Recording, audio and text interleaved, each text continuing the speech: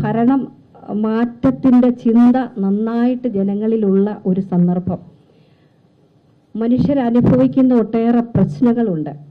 ഈ ഭരണത്തിന് കീഴിൽ ഇപ്പോൾ 10 വർഷമായിട്ട് ഭരണത്തിലിരിക്കുന്ന ഒരു ഇടതുപക്ഷ പ്രസ്ഥാനം മുന്നോട്ട് പോകുന്ന ഒരു സ്ഥിതിയിലാണ് ഇപ്പോൾ അടുത്ത തെരഞ്ഞെടുപ്പ്, ഈ 2026 തെരഞ്ഞെടുപ്പ് അടുത്ത 9-ാം തീയതി കേരളത്തിൽ നടക്കാൻ വേണ്ടി പോകുന്നത്.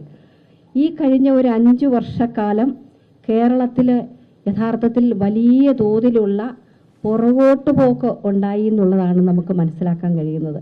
തുടർഭരണം വന്നപ്പോൾ ഓരോ വകുപ്പും പുറകോട്ട് പോയി. സ്ത്രീയായ ഞാൻ ആദ്യം പറയുന്നു, സ്ത്രീ സുരക്ഷയ്ക്ക് ഏറ്റവും മോശപ്പെട്ട, സ്ത്രീകൾ ഏറ്റവും കൂടുതൽ അവഹേളിക്കപ്പെടുന്ന നമ്പർ 1 സംസ്ഥാനമായിട്ട് ഇന്ന് കേരളം ധനമന്ത്രിയുടെയും മുഖ്യമന്ത്രിയുടെയും പ്രത്യേകിച്ച് ധനമന്ത്രിയുടെ മണ്ഡലമായിട്ടുള്ള കൊട്ടാരക്കരയിലും മാറിയ ഒരവസ്ഥയാണ് നമ്മൾ കാണുന്നത്. ഗ്രാമീണ റോഡുകളിലേക്ക് പോയി കഴിഞ്ഞാൽ അതെല്ലാം തന്നെ തകർന്ന് കിടക്കുന്നത് കാണാം. കുറച്ച് റോഡുകളൊക്കെ നന്നായി വരുന്നുണ്ട്. കുടിവെള്ളമില്ലാത്ത പ്രശ്നങ്ങൾ ഞങ്ങളൊക്കെ ഈ പ്രചരണത്തിന് പോയപ്പോൾ ഏറ്റവും കൂടുതൽ വന്ന ഒരു പ്രശ്നമാണ്. കുടിവെള്ള പദ്ധതികൾ വളരെ മുമ്പേ വന്നതൊക്കെ നടപ്പാക്കാതെ ഏറ്റവും ഒടുവിൽ ഇലക്ഷൻ വന്നപ്പോൾ പൈപ്പുകളൊക്കെ ഇറക്കി വെച്ച ഒരു അവസ്ഥ ഞങ്ങൾ കാണുന്നുണ്ട് ഈ പ്രചരണത്തിന് പോയി കഴിഞ്ഞപ്പം വോട്ട് ചോദിക്കാനായിട്ട്. അതുപോലെയാണ് ഉന്നതികൾക്ക് ആവശ്യമായ പരിഗണന കിട്ടിയിട്ടില്ല. പിന്നോക്ക വിഭാഗങ്ങൾ, എസ് സി വിഭാഗത്തിലുള്ളവർക്കൊക്കെ നല്ല പ്രയാസങ്ങൾ അവർ ഞങ്ങളോട് പറയുകയുണ്ടായി.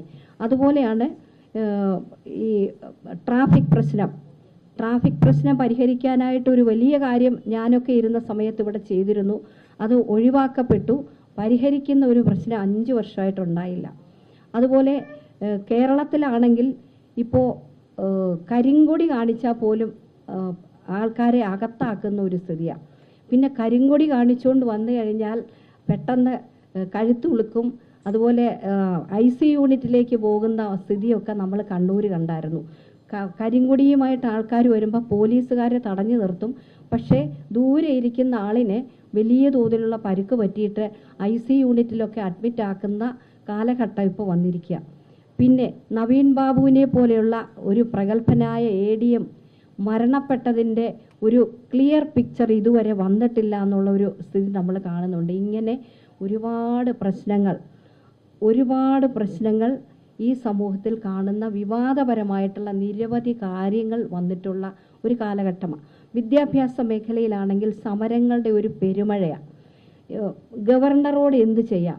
പിന്നെ മറ്റൊരു പാഠം നമ്മൾ പുതിയൊരു കാര്യം വന്നത്, എന്തെങ്കിലും എടുത്ത് ചെടിച്ചട്ടി പോലുള്ള സാധനങ്ങൾ എടുത്ത ആൾക്കാരെ തലയ്ക്കോ മറ്റോ അടിച്ചു കഴിഞ്ഞാൽ അതൊരു രക്ഷാപ്രവർത്തനമായി മാറി എന്നുള്ള ഒരു വളരെ വിശേഷപ്പെട്ട ഒരു വ്യാഖ്യാനങ്ങൾ വന്ന അതിനൊരു പ്രത്യേക അർത്ഥം കൊടുത്ത ഒരു കാലഘട്ടം കൂടിയാണ്.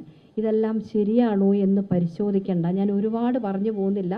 ഇങ്ങനെയൊക്കെ ഉള്ള കാര്യങ്ങൾ ശരിയാണോ എന്ന് പരിശോധിച്ച് പോകേണ്ട ഒരു കാലഘട്ടമാണ്. പിന്നെ എപ്പോഴും പറയും കേന്ദ്ര ഗവൺമെൻറ്റിനെയൊക്കെ എല്ലാ സമയവും കുറ്റപ്പെടുത്തും.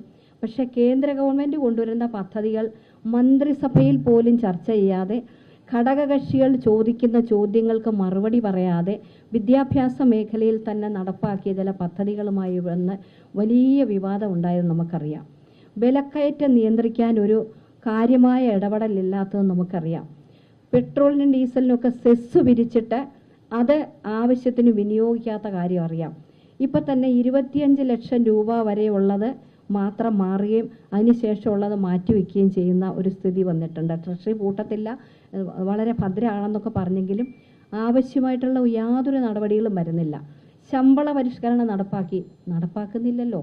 അത് അടുത്ത ഗവൺമെൻറ്റിന് വെച്ചേക്കല്ലേ. എല്ലാ കാര്യങ്ങളും വർധനവ് വരുത്തി എന്ന് പറയുക അടുത്ത ഗവൺമെൻറ്റിലേക്ക് വെച്ചേക്കുക. അപ്പോൾ 5 വർഷക്കാലം ഒരു കാര്യത്തിലും കാര്യമായിട്ട് ഇടപെടാതിരിക്കുക. ഏറ്റവും സങ്കടകരമായ കാര്യം, ആശാ വർക്കേഴ്സിൻ്റെ ഒരു സമരം കേരളത്തിലെ ജനങ്ങൾ അത് മറക്കത്തില്ല.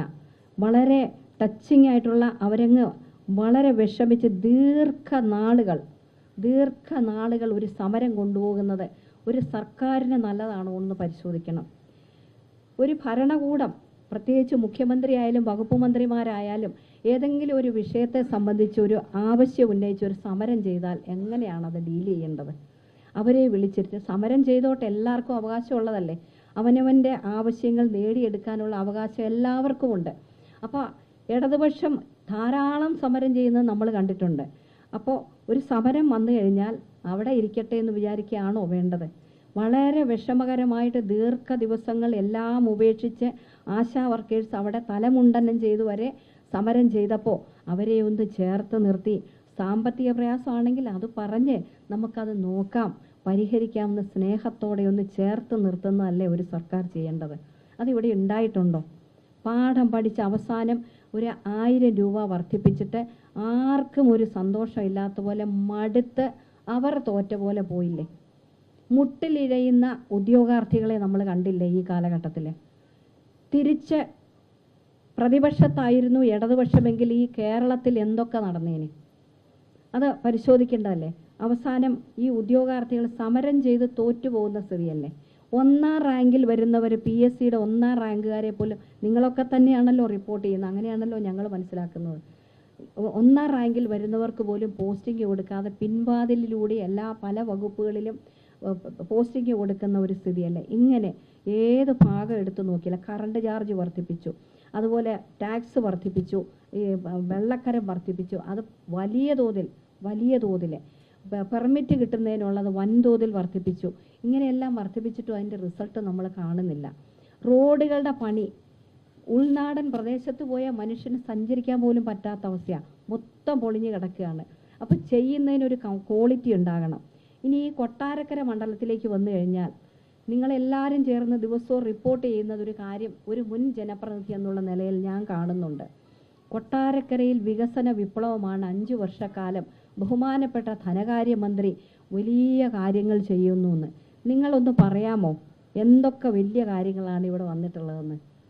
എന്തൊക്കെ വലിയ കാര്യങ്ങളാണ് വന്നിട്ടുള്ളത്? സോഹോ എന്നൊരു കമ്പനി വന്നിട്ടുണ്ട്. അതുപോലെ അതൊരു സ്വകാര്യ കമ്പനിയാണ്. അവർക്ക് കുറേ സ്ഥലം കിട്ടി, കെട്ടിടമുണ്ട്, അവർ കാശ് കൊടുത്ത് വാങ്ങിച്ചു, അവിടെ ഇരുന്ന് വർക്ക് ചെയ്യാം.